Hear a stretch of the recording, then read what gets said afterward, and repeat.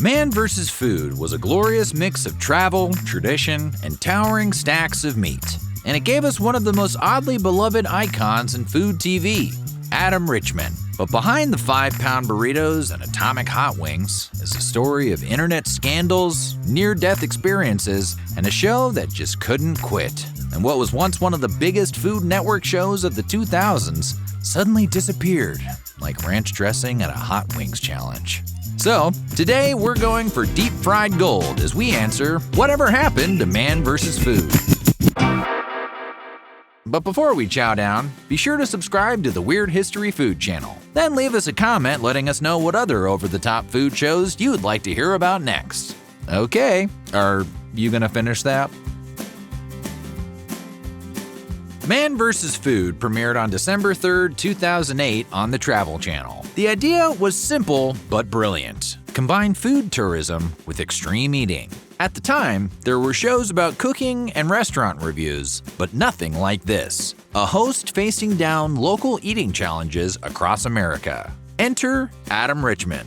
Richman wasn't a chef, or even a competitive eater. He was an actor with a love of food, a Yale drama degree, and a food journal that he'd been keeping since 1995. Richman auditioned not by scarfing down burgers, but by passionately talking about food. The producers saw the spark, and the show was born. The pilot was filmed in Amarillo, Texas, at the Big Texan Steak Ranch, where Richman took on the now famous 72-ounce steak challenge. He nailed it. The producers knew they had something special. Cameras rolled, Adam sweat, and viewers across the nation salivated. Sort of like Rocky, but with more indigestion. After all, the Italian stallion was just punching that beef.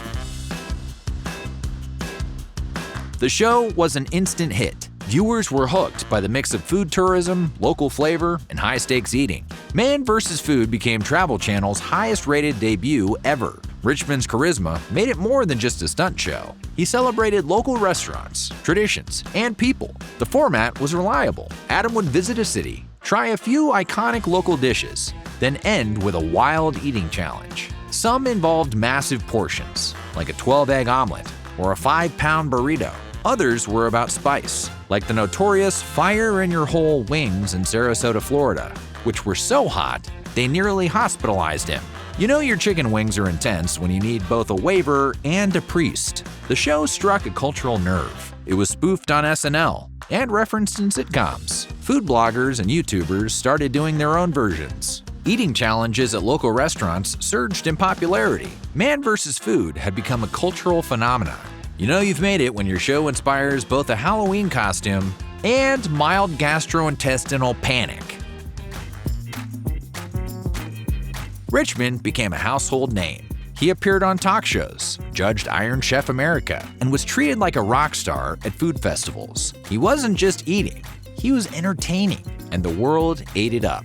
But not everyone was thrilled. Critics, like Alton Brown, called the show an embarrassment, citing the glorification of gluttony during a time of food insecurity. Anthony Bourdain, who was at the time the image of culinary cool, went even further, later commenting, "Why did we watch that show? Admit it, you wanted him to die." Brutal. Even Richman's personal favorite food heroes had turned on him. He later admitted that hearing those critiques stung more deeply than people may have thought. The guy just wanted to eat a 10-pound pancake in peace. And behind the scenes, he was falling apart. To keep up with the demands of the show, Richman followed a strict routine, fasting before challenges, working out twice a day, pounding water and club soda to keep his stomach stretched, and walking 10,000 steps daily. But it wasn't enough. He started gaining weight, developed sleep apnea, became depressed about his body, and began asking camera operators to only film him from certain angles. By season 4, the format shifted. Man vs. Food became Man vs. Food Nation, with Richman coaching others through challenges instead of doing them himself. At the time, he claimed that the change was about keeping the show fresh rather than any concerns for his health, but the writing was on the wall. Or maybe smeared in wing sauce. He left the show in 2012.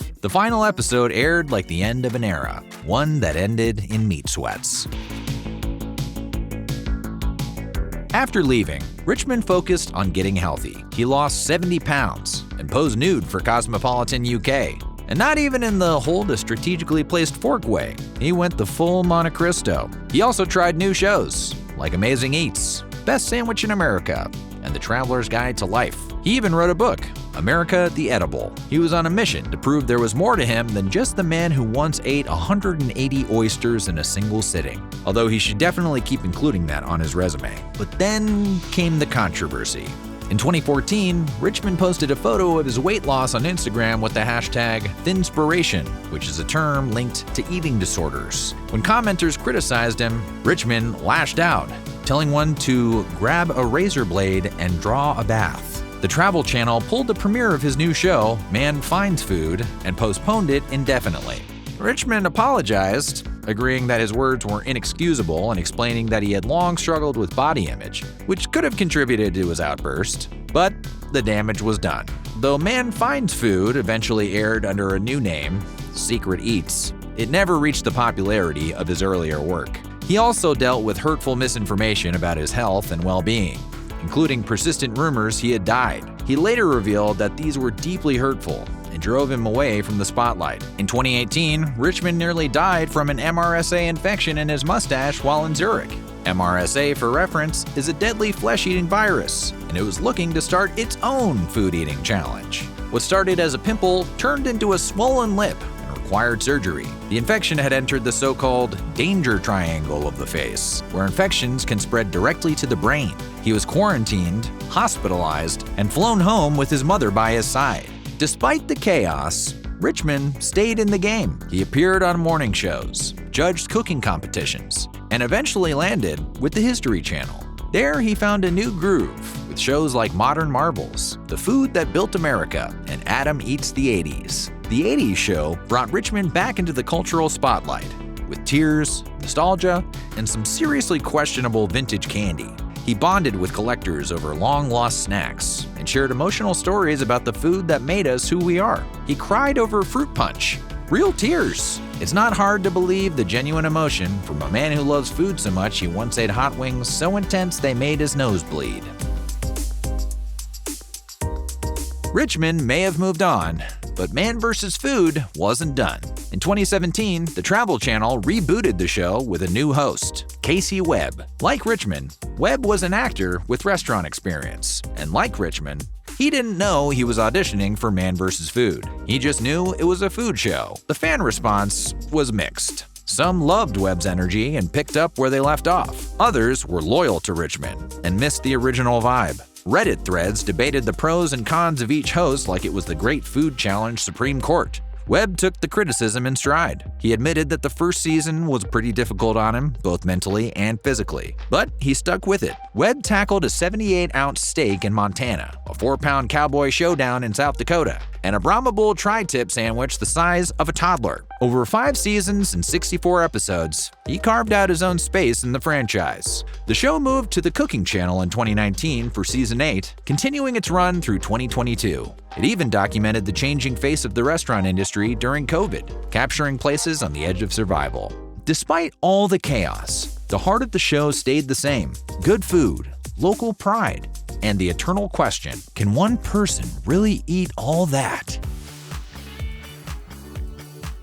Today, Richman continues working, mostly in food nostalgia and history. He's active on social media, passionate about soccer, and vocal about charity work, especially with blood cancer research. He still gets choked up talking about Ghostbusters memorabilia and pop rocks. He might be the only man on Earth who can make Ecto Cooler emotional. He's also honest about his struggles. He's talked about therapy, about body image, and about feeling disconnected from his own success. And he's openly emotional when talking about Anthony Bourdain, a man who once criticized his show, but whom Richman considered a mentor and friend. He still posts tributes on the anniversary of Bourdain's death every year. Webb has largely stepped back from the spotlight post-2022, but he remains a part of the show's legacy. His time on the show may not have started with a bang, but it ended with a full belly and a loyal fan base. Somewhere, a cheesesteak challenge is just waiting for his triumphant return. So what do you think? Were you a Man vs. Food fan? Or did all that excess give you a stomachache?